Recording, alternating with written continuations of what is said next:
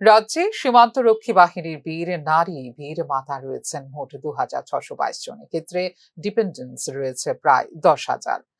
বীর নারী বীর মাতাদের পুরো সম্মান, সহায়তা এবং তাদের অধিকার প্রদান করবে ভারতীয় সেনা।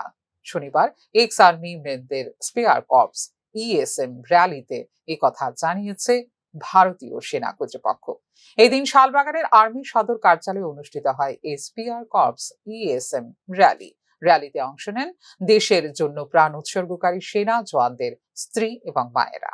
हमारे त्रिपुरा राज्य में देश की सेवा करने वाले 2622 ईएसएम वीर नारी हैं और वीर माताएं और 10,000 से भी ज्यादा डिपेंडेंट्स हैं, जो हमारे लिए एक गौरव का विषय है। ईएसएम वीर नारी और वीर माताएं हमारी ऑर्गेनाइजेशन का एक अभिन्न अंग है और ये हमारी जिम्मेदारी है कि सभी को पूरा सम्मान और सहायता मिले, जो कि आपका अधिकार भी है। आपके निस्वार्थ सेवा भाव और कार्य के प्रति समर्पण से आज हमारा देश इतना मजबूत है।